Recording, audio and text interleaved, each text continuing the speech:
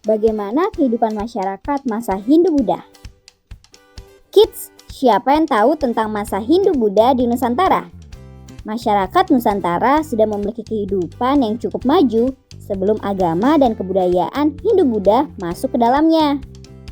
Keberadaan kerajaan-kerajaan lokal dengan kebudayaan-kebudayaan asli sudah ada dan berkembang dengan baik. Hal itulah yang menyebabkan ketika ada kebudayaan baru yang masuk ke wilayahnya, gak langsung diterima begitu saja. Dalam buku tematik IPS kelas 7 Sekolah Menengah Pertama halaman 45 hingga 47, terdapat sebuah subbab berjudul Kehidupan Masyarakat Masa Hindu-Buddha. Masuknya pengaruh budaya asing ke Indonesia melalui berbagai jalur, salah satunya jalur hubungan dagang antara masyarakat Nusantara dan India. Kebudayaan asing yang dibawa oleh para pedagang ini kemudian mengalami proses penyesuaian dengan kebudayaan asli setempat. Berikutnya akan diuraikan tentang peninggalan-peninggalan sejarah masa Hindu-Buddha dalam berbagai bidang antara lain. Sebelum kita lanjut videonya, jangan lupa klik tombol subscribe dan tombol loncengnya ya. Bidang keagamaan.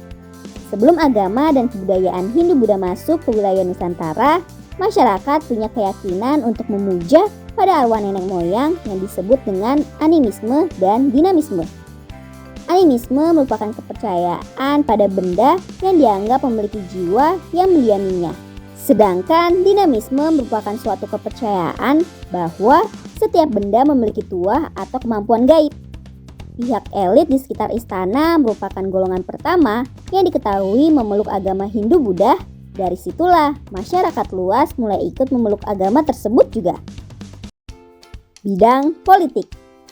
Sistem pemerintahan kerajaan diperkenalkan oleh orang-orang India. Sistem ini terbentuk dari kelompok-kelompok kecil masyarakat yang bersatu dengan kepemilikan wilayah yang luas. Kepala suku yang dianggap terbaik dan terkuat dianggap berhak atas tahta kerajaan. Pemimpin lalu ditentukan berdasarkan keturunan dan hak waris yang sesuai dengan hukum kasta yang berlaku.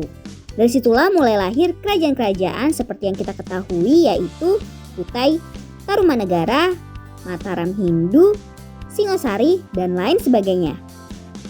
Bidang sosial. Masuknya agama dan kebudayaan Hindu membawa aturan kasta yang menentukan kelas dalam masyarakat, yaitu kasta Brahma atau kaum pendeta dan cendekiawan, kasta kesatria atau pimpinan prajurit, bangsawan, dan pejabat, kasta Waisya atau pedagang, petani, pemilik tanah, dan prajurit, kasta Sudra atau rakyat jelata dan pekerja kasar. Sistem kasta yang berlaku di Indonesia berbeda dengan sistem yang berlaku di India. Hal ini bisa dilihat misalnya pada Kerajaan Kutai. Raja Kudungga adalah Raja Nusantara pertama yang terpengaruh agama dan kebudayaan Hindu yang dibawa para pendatang dari India. Pada masa pemerintahannya, Kudungga masih melestarikan budaya asli Indonesia karena pengaruh budaya dan agama Hindu belum terlalu terasa dan mendominasi. Pengaruh tersebut baru terlihat pada masa pemerintahan putranya, yaitu Aswawarman yang menggantikannya sebagai raja. Bidang pendidikan. Lembaga-lembaga pendidikan berupa asrama pada masa itu menjadi bukti bahwa kebudayaan Hindu-Buddha memengaruhi masyarakat Nusantara kala itu. Lembaga pendidikan yang ada mengajarkan tentang agama, bidang sastra dan bahasa. Pengaruh budaya Hindu-Buddha dalam bidang bahasa terlihat dari penggunaan bahasa Sanskerta dan aksara Pallawa. Pada masa kerajaan-kerajaan Hindu-Buddha, bidang seni dan sastra berkembang pesat khususnya pada masa kejayaan Kerajaan Kediri. Bidang arsitektur. Salah satu peninggalan bidang masa Magalitikum di Nusantara mengumpulkan punden berundak. Peninggalan ini berpadu dengan budaya Hindu yang terlihat pada proses pembuatan candi. Contohnya pada Candi Borobudur yang mencoba membuat bangunan punden berundak untuk umat penganut Buddha Mahayana. Sedangkan pada candi-candi di lereng pegunungan seperti Candi Suku, Candi Gedong Songo, pengaruh unsur budaya Hindu nggak terlalu kuat karena candinya hanya berupa punden berundak. Fungsi candi di Nusantara juga berbeda dengan yang terkenal di India.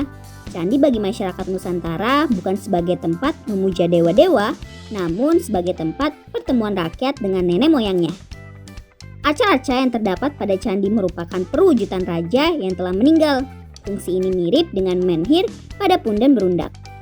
Nah kids, itulah tadi beberapa penjelasan tentang pengaruh agama dan kebudayaan Hindu-Buddha bagi masyarakat Nusantara.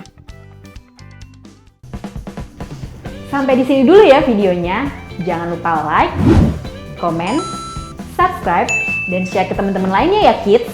Bye-bye!